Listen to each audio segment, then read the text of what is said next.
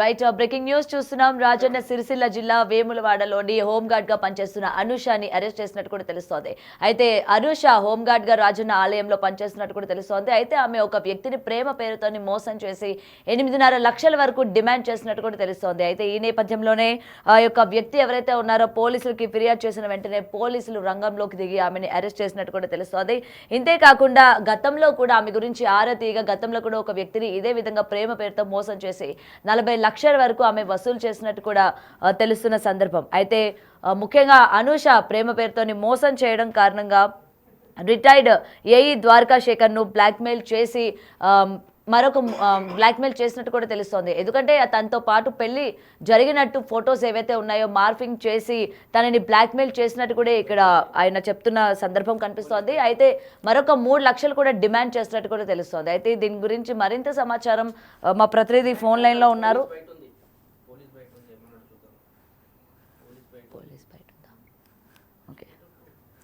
Right. అయితే ఇప్పటికే అనుషాన్ అయితే అదుపులోకి తీసుకున్నట్టు కూడా తెలుస్తోంది. అయితే ఈమెకి సంబంధించి ఇంకెంతమందిని మోసం చేసింది, ఇంకెంత డబ్బు డిమాండ్ చేసింది అన్న విషయాలపైన పోలీస్ బయట కూడా ఉంది. ఒకసారి ఆయన మాటలు కూడా తెలుసుకునే ప్రయత్నం చేద్దాం.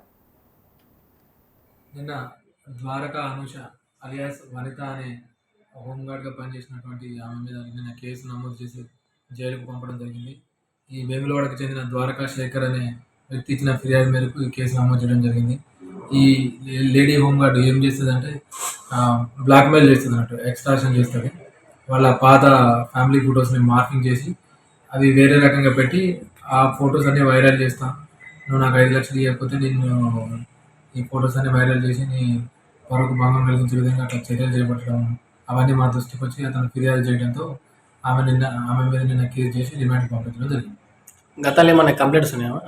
గతంలో కూడా ఈమె మీద ఒక వేములవాడకు చెందిన ఒక వ్యక్తి దగ్గర ఇదే విధంగా ఒక 40 lakhs దాకా పైసలు తీసుకొని అవి ఇవ్వకుండా అతన్ని కూడా బెదిరించిన సందర్భంలో అది గతంలో కూడా కేసు నమోదైంది. అప్పుడు కూడా ఈమెని జైలుకు పంపించడం జరిగింది. ఇంకా ఎవరైనా ఈమె బాధితులు ఫిర్యాదుదారులు ఉంటే దయచేసి మాకు ఫిర్యాదు చేసినట్లయితే వాటి మీద కూడా మేము చర్య తీసుకోవడం జరుగుతుంది. నిన్న ద్వారకా అనుష అలియాస్ వనిత అనే రైట్. అయితే అనుషని ఇప్పటికే అదుపులోకి అయితే తీసుకున్నారు. ద్వారకా శేఖర్ ని ఆమె బ్లాక్మెయిల్ చేసినట్టు ముందుగా 8.5 లక్షల వరకు బ్లాక్మెయిల్ చేసి తీసుకుంది. దాని తర్వాత ఆమె చేస్తున్న మోసాన్ని గ్రహించిన ద్వారకా శేఖర్ వెంటనే పోలీసులకి ఫిర్యాదు చేయడం కూడా జరిగింది. సో దీని గురించి మరింత సమాచారం మా ప్రతినిధి శివ అందిస్తారు.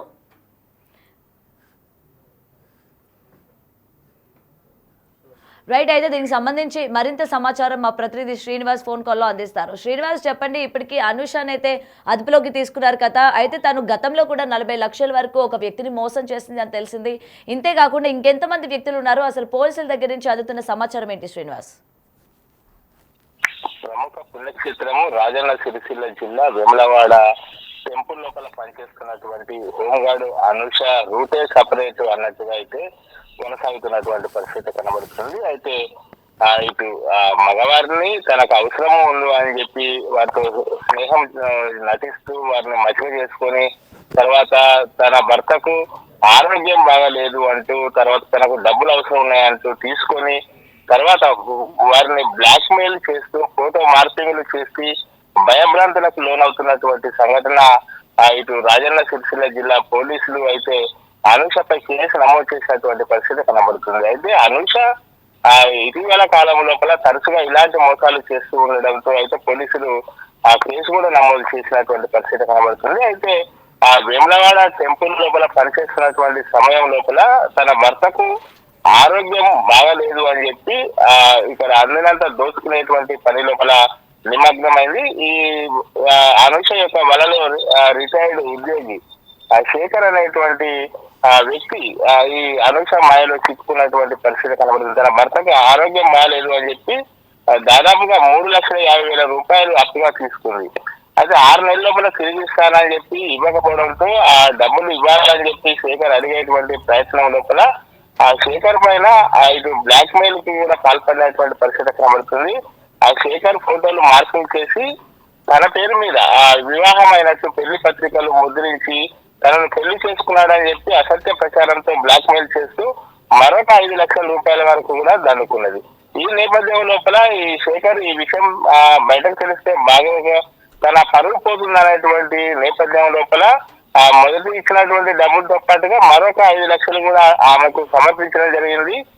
ఇలాగే చాలా మందిని కూడా మోసం చేస్తున్నటువంటి పరిస్థితి లోపల తిరిగి తనకు మళ్ళీ డబ్బులు అవసరం ఉన్నాయని చెప్పి శేఖర్ ను 2 లక్షల రూపాయలు ఇవ్వాలని డిమాండ్ చేస్తున్నటువంటి పరిస్థితి లోపల అప్పటికే దాదాపుగా ఇటు చాలా రూపాయలు అనుషకి కట్టబెట్టినటువంటి నేపథ్యం లోపల ఆమె యొక్క వ్యవహార శైలితో విసికి వేసాడినటువంటి శేఖర్ ఇటు వేములవాడలో పోలీస్ స్టేషన్ లోపల ఫిర్యాదు కూడా చేయడం జరిగింది. అయితే పోలీసులు ఆ మహిళ కానీ ఇటు హోంగార్డు కావడంతో దాన్ని పకడ్బందీగా పట్టుకోవాలనేటువంటి నేపథ్యంతో మహిళా హోంగార్డును పైన ఇటు శేఖర్ తో పాటుగా మరొక వ్యక్తి కూడా ఫిర్యాదు చేసినటువంటి నేపథ్యం లోపల ఇటు అరెస్ట్ చేసి రిమాండ్ కు తరలించినటువంటి పరిస్థితి కనబడుతుంది.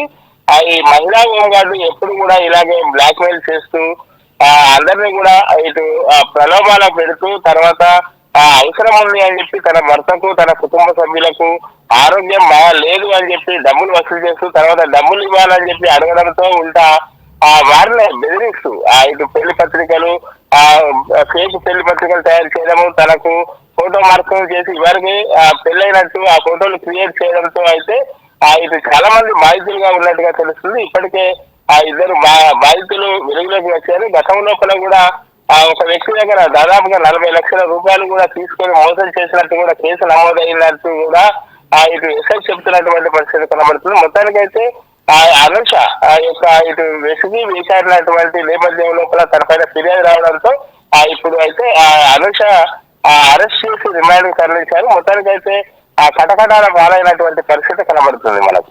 రైట్. అయితే శ్రీనివాస్ చెప్పండి, ముఖ్యంగా ఇంత భారీ మొత్తంలోని గతంలో చూసుకుంటే 40 లక్షలు, ఇప్పుడు 8.5 లక్షలు, ఈ డబ్బు మొత్తం కూడా అనుష ఏం చేసింది, అలాగే తన భర్తకి ఆరోగ్యం బాగాలేదు అని చెప్పి తీసుకున్నారు అని అయితే చెప్తూ ఉన్నారు కదా, నిజంగా ఆమెకి పెళ్లి అయిందా? కుటుంబ సభ్యుల నుంచి ఎటువంటి సమాచారం ఉంది?